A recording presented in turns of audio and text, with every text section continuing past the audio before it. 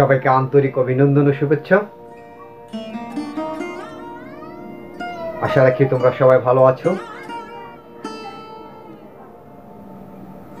শিক্ষার্থীবৃন্দ, আলোচনা করব তোমাদের সাথে দ্বিতীয় পত্র থেকে অষ্টম অধ্যায় আধুনিক পদার্থবিজ্ঞানের সূচনা। এখান থেকে আমি আরো 3টি ক্লাস নিয়েছি। যারা এখন ক্লাসগুলো দেখোনি তারা আমার এই ফিজিক্স ক্লাস উইথ এসসিবি নামক ইউটিউব চ্যানেলে এই ক্লাসগুলো দেখে নেবে, এবং যারা এই চ্যানেলের নতুন ভিউয়ার্স তাদেরকে বলবো তোমরা চ্যানেলটি সাবস্ক্রাইব করবে, এতে নতুন নতুন ভিডিওর নোটিফিকেশান পেয়ে যাবে। তো আমরা যেটা বলছিলাম যে অষ্টম অধ্যায় আধুনিক পদার্থবিজ্ঞানের সূচনা, সেখানে আজকের আলোচ্য বিষয় হলো আমাদের ভরের আপেক্ষিকতা, relativity of mass. Relativity of mass বা ভরের আপেক্ষিকতা কি, সেটা নিয়ে আমরা একটু আজকে বিশ্লেষণ করার চেষ্টা করব। তো তার আগেই আমরা জানি যে নিউটনিয়ান বলবিজ্ঞানে অথবা ক্লাসিক্যাল ফিজিক্সে বস্তুর ভর, দৈর্ঘ্য এবং সময় এগুলো ছিল অপরিবর্তনীয়, ধ্রুব, স্থির। কিন্তু সারা পৃথিবীকে অবাক করে দিয়ে আইনস্টাইন তার আপেক্ষিকতার তত্ত্বে বললেন যে সময়, দৈর্ঘ্য, ভর এগুলো চরম স্থির নয়, এগুলো পরিবর্তনশীল। অর্থাৎ একটা বস্তুর দৈর্ঘ্য স্থির অবস্থায় যা হবে, বস্তুটি গতিশীল অবস্থায় তার চেয়ে পরিবর্তন হবে। তেমনিভাবে গত 2টি ক্লাসে আমরা কাল দীর্ঘায়ন এবং দৈর্ঘ্য সংকোচন নিয়ে আলোচনা করেছিলাম। আজকে আমরা ভরের আপেক্ষিকতা নিয়ে আলোচনা করব। তো শিক্ষার্থীবৃন্দ, এখানে লক্ষ্য করো যে 2টি প্রসঙ্গ কাঠামো আছে। একটি এস প্রসঙ্গ কাঠামো আর একটি হলো এস প্রাইম প্রসঙ্গ কাঠামো। এস প্রসঙ্গ কাঠামোটি হলো নিশ্চল প্রসঙ্গ কাঠামো বা স্থির প্রসঙ্গ কাঠামো। এস প্রাইম প্রসঙ্গ কাঠামোটি হলো গতিশীল প্রসঙ্গ কাঠামো, এবং এস প্রাইম কাঠামোটি এক্স অক্ষ বরাবর ভি বেগে গতিশীল। এক্স অক্ষ বরাবর ভি বেগে গতিশীল। আচ্ছা, কাঠামো দুটিতে দুজন পর্যবেক্ষক আছেন। একজন হলেন এস কাঠামোতে ও পর্যবেক্ষক, এস প্রাইম কাঠামোতে ও প্রাইম পর্যবেক্ষক। দুজন পর্যবেক্ষক আছেন। এই দুইজন পর্যবেক্ষক দুটি কণা এ এবং বি, এই দুটি কণা বা বস্তুর স্থিতিস্থাপক সংঘর্ষ পর্যবেক্ষণ করছেন। আচ্ছা, কণা দুটির ভর সমান এবং স্থির কাঠামোতে অর্থাৎ এস কাঠামোতে এ এবং বি এর ধর্ম অভিন্ন, ধর্মের কোনো পরিবর্তন হয় না, এবং এদের এ এবং বি প্রত্যেকটি কণা বা বস্তুর ভর সমান। ঠিক আছে? আচ্ছা, এখন আমরা ধরে নিচ্ছি যে একটা মুহূর্তে এই এ কাঠামো এবং বি কাঠামো, এস কাঠামো এবং এস প্রাইম কাঠামো যখন মূল বিন্দু বরাবর এসে যায়, তখন এ কণাটিকে ভি এ বেগে উপরের দিকে আর বি কণাটিকে ভি বি প্রাইম বেগে নিচের দিকে, অর্থাৎ এ কণাটিকে ওয়াই অক্ষের ধনাত্মক দিকে এবং বি কণাটিকে ওয়াই অক্ষের ঋণাত্মক দিকে নিক্ষেপ করা হলো। আচ্ছা, তাহলে এখানে আমরা এই যে ব্যাগ ভি এ সমান সমান ভিবি প্রাইম এখানে। আচ্ছা, তো এরা যখন একটা উপরের দিকে একটা নিচের দিকে, কি হবে, এক পর্যায়ে এসে মাঝখানে এসে এরা সংঘর্ষে লিপ্ত হবে। এখন সংঘর্ষের পরে এই কণাটি মাইনাস ওয়াই অক্ষের নিচের দিকে অর্থাৎ নিচের দিকে ফিরে আসবে এবং বি কণাটি প্লাস ওয়াই প্রাইম অক্ষের দিকে অর্থাৎ উপরের দিকে ফিরে যাবে। ঠিক আছে, আচ্ছা, বুঝতে পারছো যে প্রথমে আমরা এ কণাটিকে উপরের দিকে এবং বি কণাটিকে নিয়ে মাঝখানে এরা সংঘর্ষ হয়ে এই কণাটি মাইনাস ওয়াই অক্ষের দিকে এবং বি কণাটি প্লাস ওয়াই প্রাইম অক্ষের দিকে ফিরে গেছে। কণাগুলো যদি উভয় পর্যবেক্ষকের কাছে মনে হবে যে এরা ওয়াই, মানে কণাগুলো যদি পরস্পর থেকে ওয়াই দূরত্বে, কণাগুলো যদি পরস্পর থেকে এই একটা কণা থেকে আরেকটা কণা থাকে, এই কণা থেকে বি কণার দূরত্ব যদি ওয়াই হয়, এই কণা থেকে বি কণার দূরত্ব ওয়াই যদি হয়, তাহলে উভয় পর্যবেক্ষক অর্থাৎ ও এবং ও প্রাইম এই উভয় পর্যবেক্ষকেই পর্যবেক্ষণ করবেন যেন সংঘর্ষটি কত হাফ ওয়াই দূরত্বে সংঘর্ষটি ঘটছে। কত দূরত্বে? আচ্ছা, তাহলে এ এবং বি এই দুটি কণার প্রাথমিক পর্যায়ে দূরত্ব ছিল ওয়াই।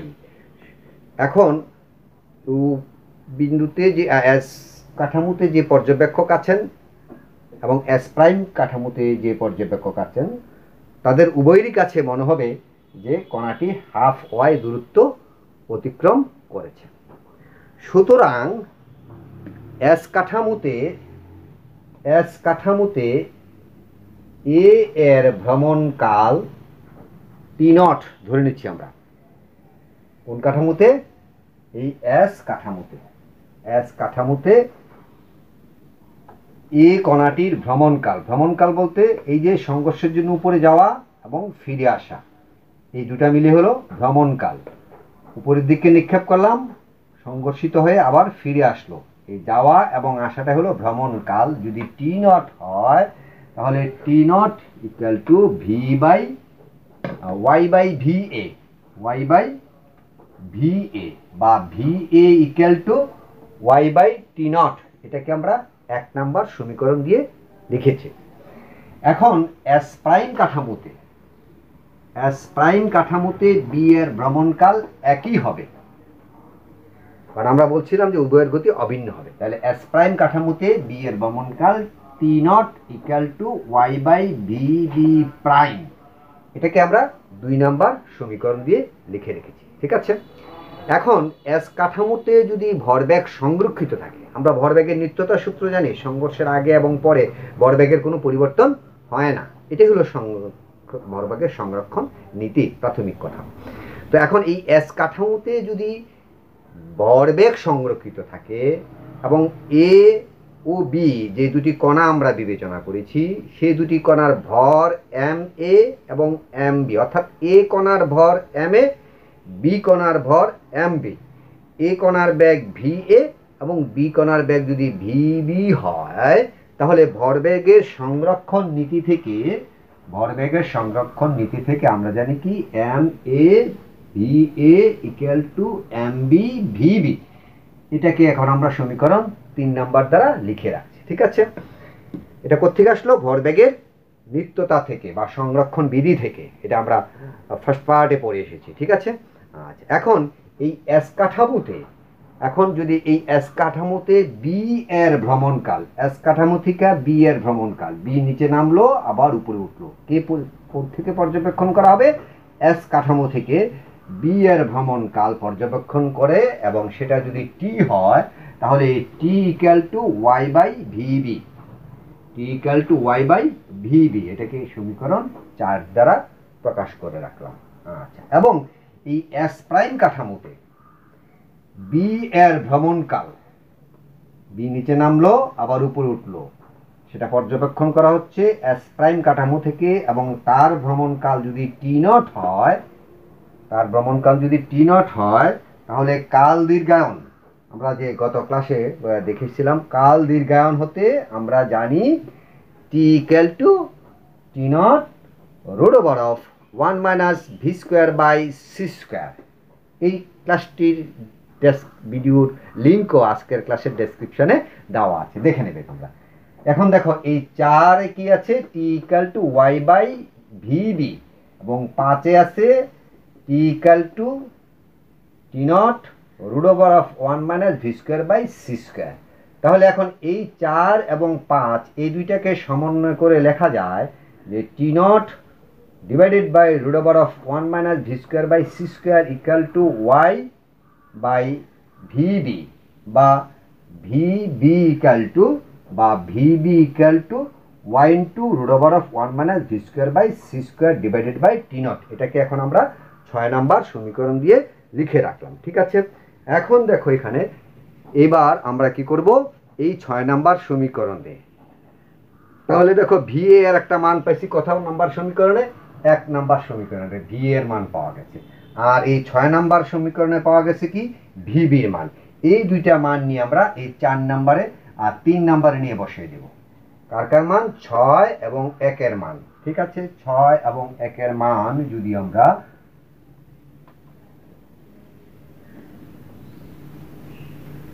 আমি সবটা মুছে ফেললাম, নিশ্চয়ই তোমরা মনে রাখবে অথবা ভিডিওটি পুনরায় দেখার চেষ্টা করবে। তাহলে কার মান 6 নাম্বার এবং 1 নাম্বার, 1 এবং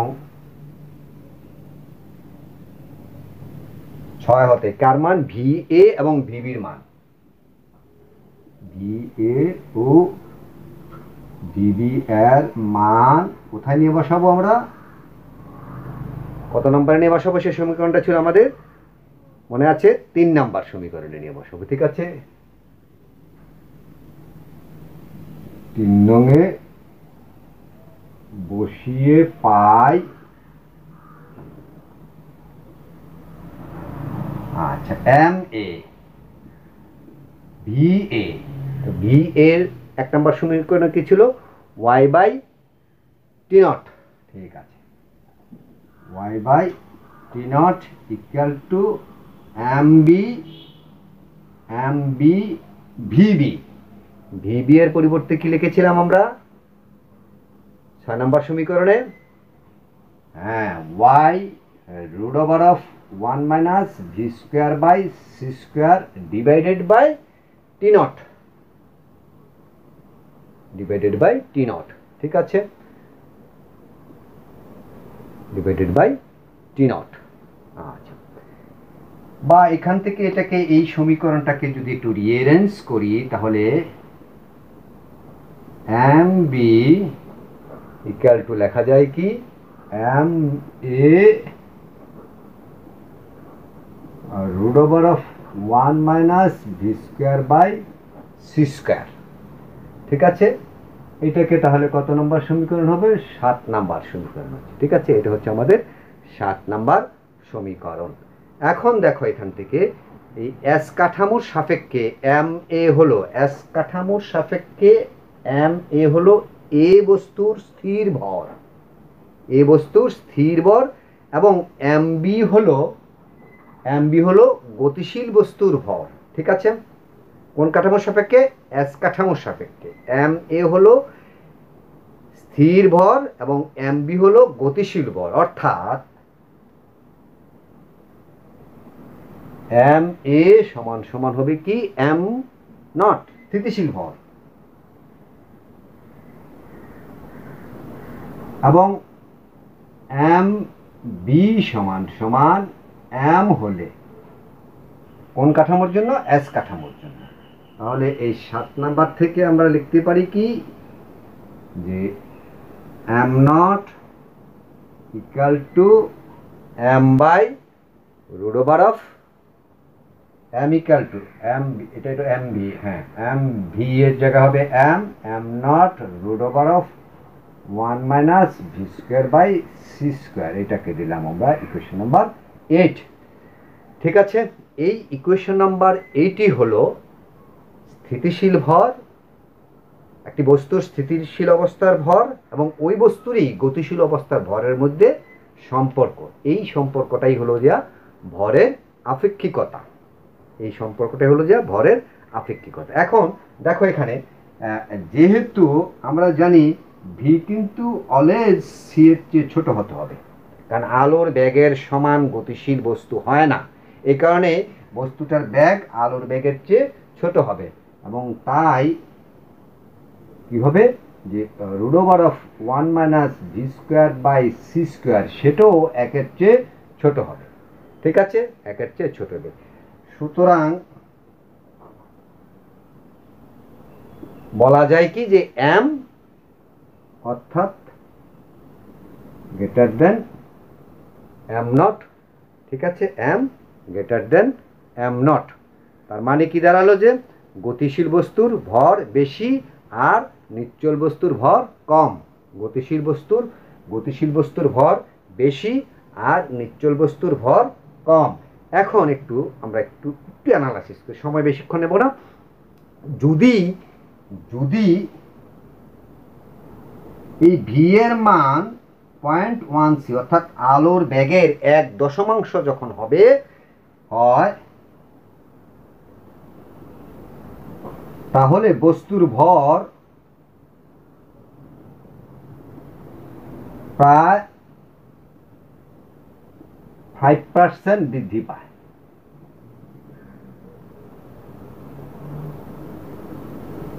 এবং যদি ভি ইকুয়াল টু 0.9 প্রায় আলোর বেগের কাছাকাছি বা আলোর বেগের 0.9 বস্তু হয়, তখন বস্তুর ভর 100%-এরও বেশি বৃদ্ধি পায়।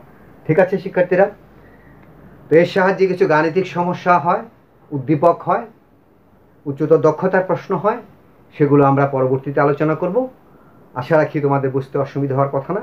ভিডিওটি বারবার দেখার চেষ্টা করবে এবং বইয়ের সহযোগিতা নেবে, তাহলে আমার মনে হয় যে ভরের আপেক্ষিকতা সম্পর্কে আর তোমাদের কোনো প্রশ্ন থাকবে না। সবাই ভালো থেকো, সুস্থ থেকো, ধন্যবাদ সবাইকে।